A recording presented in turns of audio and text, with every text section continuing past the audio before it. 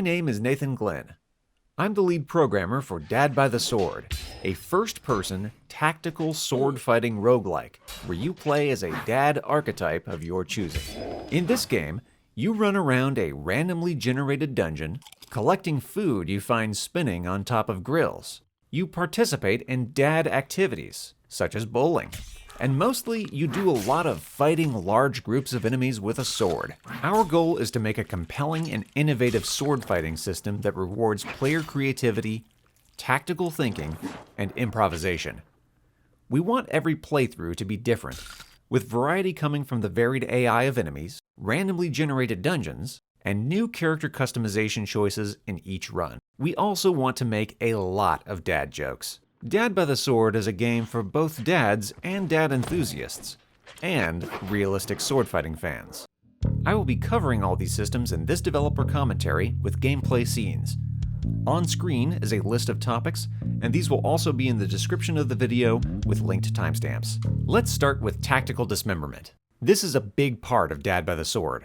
Small fodder enemies in the game tend to die fast. Their bodies get accurately cut depending on where and how your swing hits, because we think it's cool. The stronger, smarter enemies take more damage to their torsos, but their limbs are weaker. Here, the aim of your swings becomes important. If you can cut an enemy right in the sword arm, it will lose that sword arm. If it loses its other arm, you win. If you can cut an enemy right in the leg, it will lose that leg. Enemies missing a leg become very slow and very unbalanced. They are then easy to stun and knock into traps. As you go further in the dungeon, enemies may have shields or armor. If an enemy has a shield, you can try to chop off its arm around the shield. As you get deeper in the dungeon, enemies tend to have more armor and better armor. There's also new types of enemies and more of them. You'll have to start thinking creatively and using every tool you have in your dad's tool belt. You have multiple sword attack directions, all using one mouse button. With practice, you can cut enemies very accurately. The better you get, the more you're rewarded. For example, in this fight, the enemy is heavily armored, except it's missing armor on one leg.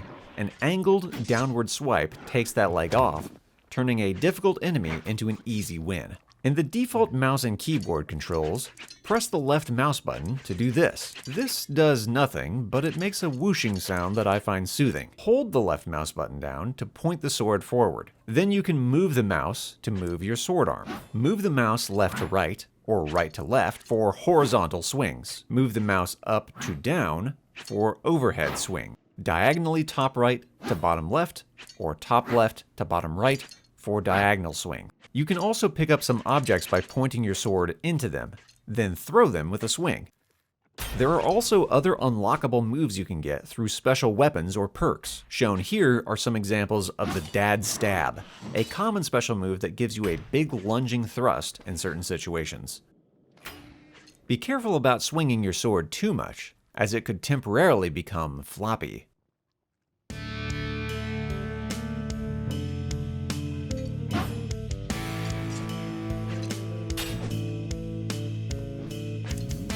Oh crap, I broke my sword. Hold the right mouse button and you'll grab your sword with two hands. This lets you block enemy attacks. Blocking is positional. You have to move your sword in the correct direction to intercept incoming attacks. For stabs, projectiles, and the attacks of weak enemies, you hold your sword in the center of the screen to block. Every time you block an enemy attack, it weakens your sword. Eventually your sword will snap in two. You can no longer block in this state, and your attack range is tiny. Your sword will not repair until you clear out a major group of enemies, unless you're carrying duct tape. Don't panic. You can't block, but you can still parry. To parry, hold your sword out in the correct direction with either the left or right mouse button, then let go in the last split second. Yes, you can parry a hot dog.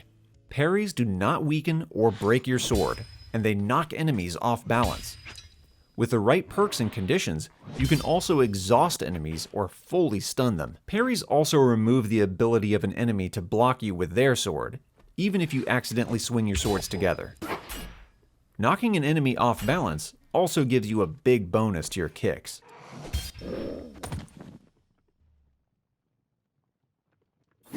You always have access to a kick move that you can customize by getting one of the many different types of shoes. The kick has many uses.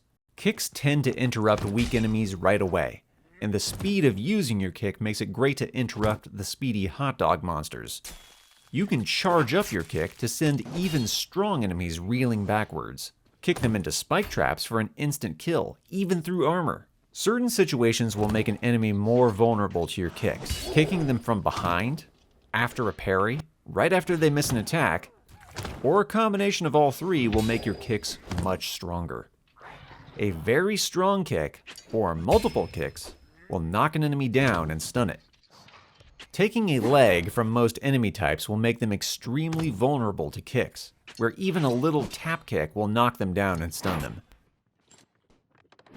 Shoes can further change the effects of your kicks. The work boots make it so that enemies you kick will do much more balance damage to other enemies, staggering them or knocking them down.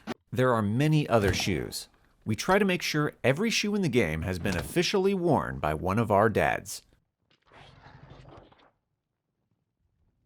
The sword jump lets you reach high places, giving the levels more verticality. To perform a sword jump, hold the right mouse button, move the cursor up, and then swing down. This is the only attack you can perform in defensive mode. You can use this to reposition yourself and evade enemy attacks. This is also very handy for avoiding some types of traps. Watch out, because the smarter enemies can also jump if they have to. There are currently over 60 perks in the game. What perks you pick in a run may greatly change your playstyle. Here are some quick examples. Bomber Dad makes you immune to explosions that you personally cause. This includes bombs that you pick up. Dad's Tool Belt lets you hold 3 Dadcessory items instead of the default 2. And Scabbard of the Dad, Daddard, lets you hold 3 swords maximum instead of 2. Dad to Rights makes it so after 3 parries in a row, your next swing will make your sword perform a critical hit. Crits in our game are different than normal. They're not just more damage, they cause multiple explosions.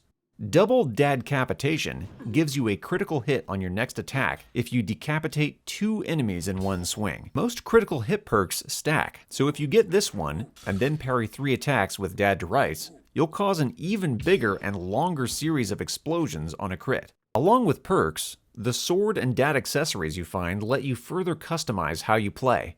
You can usually find Dadcessories in tool sheds. You can often find swords in public restrooms. Here are some examples of both. The Ogre Sword is a slow but very long sword that hits for blunt damage. Blunt weapons just kind of knock all the limbs off enemies. This looks goofy, so it's staying in the game. The Air Horn lets you continuously stagger enemies by holding the button down until it runs out of energy. This is amazingly useful in rooms with ledges, pits, or spike traps. The Dadly Justicar of Justice has more blocking durability than normal, and if it breaks, it gets stronger offensively, with bonuses to swing energy and critical chance. You can also find a gun. We made it cumbersome to use, but satisfying when you can snipe an enemy's leg off as it charges you. In our current private demo, we have a vertical slice of the first zone of Dad by the Sword.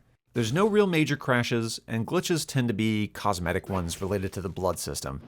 For one thing, there's just not enough mustard blood from the hot dog monsters. In the next month or so, we're working on many more weapons, perks, Dadcessories, shoes, and room types we can get running smoothly.